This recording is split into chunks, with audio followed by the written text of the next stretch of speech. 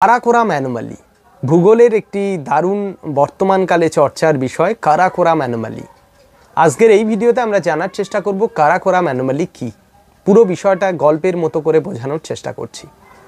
আমরা জানি যে বর্তমানকালে পৃথিবীতে ডে টু ডে উষ্ণতা বেড়ে চলেছে। গ্রিনহাউস এফেক্টের ফলস্বরূপ এই উষ্ণতা বৃদ্ধিকে গ্লোবাল ওয়ার্মিং হিসাবে আমরা চিহ্নিত করে থাকি। যার সবচেয়ে বড় প্রভাব যেটা পড়েছে সেটা হলো বিশ্বের পোলার এরিয়া এবং উঁচু এরিয়া, যে জায়গাগুলোতে বরফ রয়েছে সেই বরফগুলো গলতে শুরু করেছে। অধিক উষ্ণতা বৃদ্ধিজনিত কারণে গ্লোবাল টেম্পারেচার বেড়ে যাওয়ার সঙ্গে সঙ্গে এই বিষয়টা অত্যন্ত স্বাভাবিক, মানে উষ্ণতা বাড়বে এবং তার পাশাপাশি এই বরফ বা আইস যেটা গলতে শুরু করবে, এটা অস্বাভাবিক কিছু নয়, স্বাভাবিক ঘটনা। যদি উষ্ণতা বৃদ্ধি বিষয়টাকে আমরা সত্য ধরে নিই তাহলে বরফ গলাটা অস্বাভাবিক নয়। সবাই জানি যে তুষার সমন্বিত জায়গা, যে জায়গার সারফেসটা পুরো শুভ্র মানে সাদা বর্ণের হয়ে থাকে, সেখানে ইনসোলেশন খুব কম অ্যাক্টিভ হতে পারে, ইনকামিং সোলার রেডিয়েশন খুব অ্যাক্টিভ কম হতে পারে। একটা বড় অংশ অ্যালবেডো রূপে, অর্থাৎ কোনোভাবে পৃথিবী পৃষ্ঠের উষ্ণতা বৃদ্ধি না করিয়েই সেটা ওই সাদা সারফেস থেকে প্রতিফলিত হয়ে ফিরে যায়, যাকে আমরা অ্যালবেডো বলে থাকি। এবং ফ্রেশ স্নো বা সাদা সদ্য পতিত তুষারে এই যে রিফ্লেকশনটা, সেটা সবচেয়ে বেশি অ্যাক্টিভ হয়। তার মানে বরফ সমন্বিত অঞ্চলের নিজস্ব একটা ক্যাপাসিটি আছে। ক্যাপাসিটিটা কি? সূর্যালোক যখন আসবে তার একটা বড় অংশকে, নেয়ার অ্যাবাউট 90%কে পাঠিয়ে দেবে, আবার ফিরিয়ে দেবে, বলবে তুমি এখানে অ্যাক্টিভ হতে পারবে না, তোমাকে ফিরে যেতে হবে, ফিরে যেতে বাধ্য তুমি। তার মানে মাত্র 10% বা তারও কম অ্যাক্টিভ হতে পারে এই ইনকামিং সোলার রেডিয়েশন, যে কারণে স্বাভাবিকভাবেই এখানে উষ্ণতা বৃদ্ধির হারটা অনেক কম হয়। কিন্তু টোটাল পৃথিবীর বাইরে তো এটা নয়, তাই গ্লোবাল টেম্পারেচার যদি বাড়ে তাহলে এখানকারও উষ্ণতা একটু একটু করে বাড়বে, এটা খুব স্বাভাবিক। তো সেই উষ্ণতা বৃদ্ধিটা সারা পৃথিবীর সর্বত্র অ্যাক্টিভ এবং যার ফলস্বরূপ বরফ গলনের কাজটাও সর্বত্র অ্যাক্টিভ। কিন্তু মজার বিষয়, আমরা যাকে পৃথিবীর থার্ড পোল হিসাবে চিহ্নিত করি, তৃতীয় মেরু, যেটা কারাকোরাম, যার উচ্চতা 8611 মিটার এবং যেটি পৃথিবীর দ্বিতীয় উচ্চতম পর্বতশৃঙ্গ, সেই কেটুর ক্ষেত্রে কি ঘটনা ঘটছে? কেটুর ক্ষেত্রে যেটা ঘটছে সেটা হলো এখানে বরফ গলনের পরিমাণটা আর 5টা স্বাভাবিক অঞ্চল অপেক্ষা কম। এবার এটা দুটো বিষয় হতে পারে। কি বিষয়? এক হলো এখানে গলছে কিন্তু প্যারালালি নতুন বরফ বা নতুন আইস ফর্মেশন হচ্ছে। এটা হতে পারে যে গলছে কিন্তু আবার নতুন আইস ফর্মেশন হচ্ছে, যে কারণে কমছে না, ওভারঅল কনসেন্ট্রেশন কমছে না, এটা হতে পারে একটা দিক। অথবা হতে পারে যে এখানে সত্যি সত্যি আইস মেল্টিংয়ের পরিমাণ কম হচ্ছে, এটা একটা কারণ হতে পারে বা বিষয় হতে পারে। তো এটা এক্স্যাক্টলি কী কারণে হচ্ছে, এটা নিয়ে বর্তমানকালে পৃথিবীর বিভিন্ন গবেষণা সংস্থা গবেষণা করেছে যে কেন এমনটা হচ্ছে।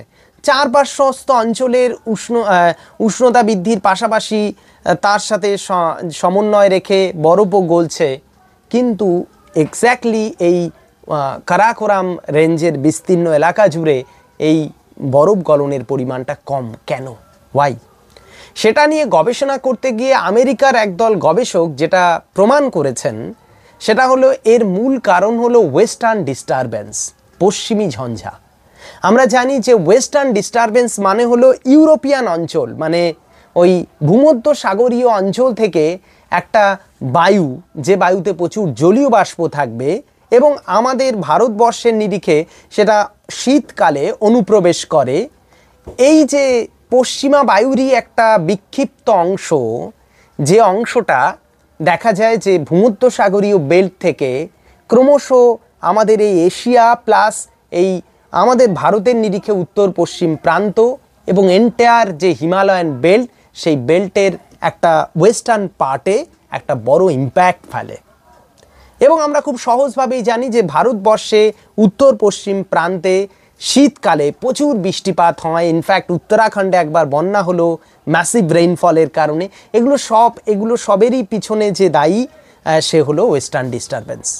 তাহলে এই পশ্চিমী ঝঞ্ঝার কারণে দেখা যাচ্ছে এখান থেকে প্রচুর জলীয় বাষ্পপূর্ণ বায়ু অনুপ্রবেশ করছে, যার ফলস্বরূপ যেমনটি ভারতের উত্তর পশ্চিম অংশে প্রচুর বৃষ্টিপাত হচ্ছে, তেমনি কারাকোরাম রেঞ্জ সমন্বিত অঞ্চলে জলীয় বাষ্পের সংযোগের কারণে এখানে টেম্পারেচার যেহেতু 0 ডিগ্রির কম, অর্থাৎ এখানে তো আর শিশিরাঙ্ক তাপমাত্রায় পৌঁছায় না, এখানে হিমাঙ্ক তাপমাত্রায় পৌঁছে যায়, তাই এখানে জল পড়ে না, এখানে তুষার পড়ে, তাই এখানে প্রচুর পরিমাণে স্নোফল হয়।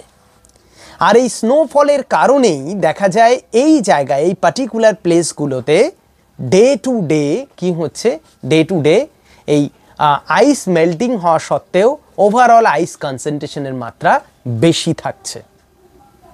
কিন্তু অন্য প্রান্তগুলো মানে কারাকোরাম ছাড়া যে চারপাশস্থ এলাকা রয়েছে ওভারঅল এর আশেপাশের অঞ্চলগুলো, সেখানে এই ঘটনাটা ঘটছে না, যে কারণে সেখানে স্বাভাবিকভাবেই বরফ ডে টু ডে কমে যাচ্ছে, সেখানে কমে যাচ্ছে, কিন্তু কারাকোরামে এমনটা হচ্ছে না। তার কারণ হলো ওয়েস্টার্ন ডিস্টারবেন্স। ভূক্ষেপণের সাথে আরও একটি কথা খুব গুরুত্বপূর্ণ, যেটা অন্যান্য অঞ্চলের বরফ গলনের অন্যতম কারণ হিসাবে চিহ্নিত করা হয়। সেটা হলো আমরা জানি যে অ্যাটমসফিয়ারে প্রচুর সাসপেন্ডেড পার্টিকুলার ম্যাটার থাকে, প্রচুর পলিউশন অ্যাটমসফিয়ারে ডে টু ডে বেড়ে চলেছে। এবার যখন কোনো জায়গায় প্রেসিপিটেশন হয় তখন বায়ুমণ্ডলের সেই উপাদানগুলো নিচে নেমে আসে। তো তুষার শুভ্র সমন্বিত যে অঞ্চলগুলো, সেই অঞ্চলগুলোতে যখন এই ওপর থেকে স্নোফল হয়, যদি দূষিত উপাদানগুলো গ্র্যাজুয়ালি সেখানে কনসেন্ট্রেট হয়, মানে ওই ছোট ছোট মলিকিউলগুলো যেটা অ্যাটমসফিয়ারে ঘুরে বেড়াতো বিভিন্ন বর্ণের, সেগুলো যদি ডে টু ডে কনসেন্ট্রেট হতে থাকে, তাহলে এই তুষারের বর্ণ বদলে যাবে, অর্থাৎ সেটা একদম সম্পূর্ণ সাদা থাকবে না, সেটা অনেকটা গ্রে কালার বা কম সাদা হতে থাকবে।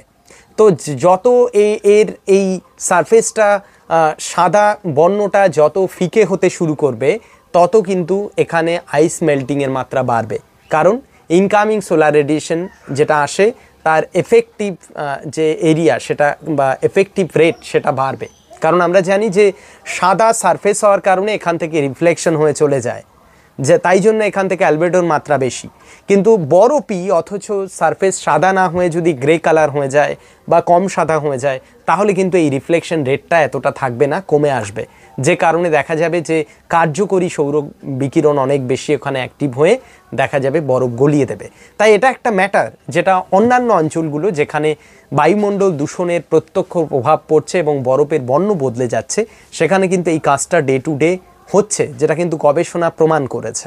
এই যে আর 5টা অঞ্চলের থেকে হিসেবের কিছু বিচ্যুতি, এই বিচ্যুতিটাকেই বলা হচ্ছে কারাকোরাম অ্যানোমালি, যেটা বর্তমানকালে জলবায়ুবিদ্যার একটা দারুণ চর্চার বিষয়।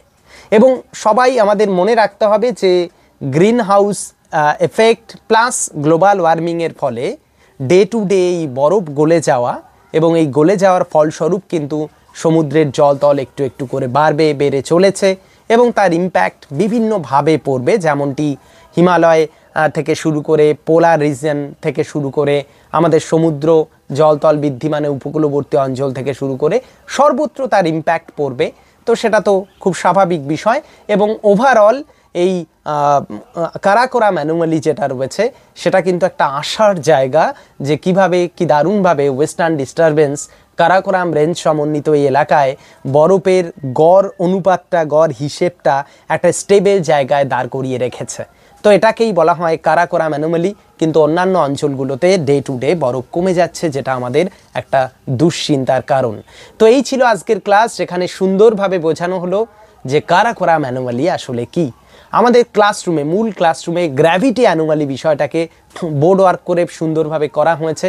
এই রকমভাবে বিভিন্ন বিষয় যেগুলো ভূগোলের একটু অন্য রকম, যেগুলো নিয়ে আমরা সাধারণত চর্চা করি না, সেই রকম কিছু বিষয় যদি জানার কারোর আগ্রহ থাকে অবশ্যই কমেন্ট সেকশনে জানাতেই পারে। আমি সময় মতো সেগুলো ভিডিও করে এক্সপোজ করব আমাদের ইউটিউব চ্যানেলে, প্যারালালি আমাদের ক্লাসরুমে।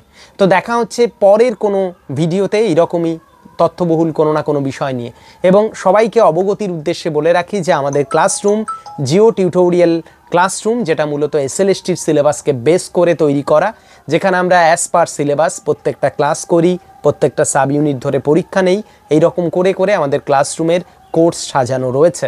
যদি কারোর ইচ্ছে থাকে আমাদের ক্লাসরুমে অ্যাডমিশন নেওয়ার, নিচের ডেসক্রিপশন থেকে কিছু লিঙ্ক রয়েছে, সেই লিঙ্ক ব্যবহার করা যেতে পারে, যেটা যদি একটু সময় সাপেক্ষ হয়ে যায় অ্যাডমিশনের ক্ষেত্রে, আমাদের রেসপন্স করতে একটু টাইম লাগে। কিন্তু যদি কারোর র্যাপিডলি আমাদের সাথে কানেক্ট হওয়ার ইচ্ছে থাকে, তো সেক্ষেত্রে 8250941515 এই নাম্বারে যোগাযোগ করে আমাদের ক্লাসরুমে অ্যাডমিশন হওয়া যেতে পারে। দেখা হচ্ছে এমনই কোনো বিষয় নিয়ে পরবর্তী ভিডিওতে। টাটা।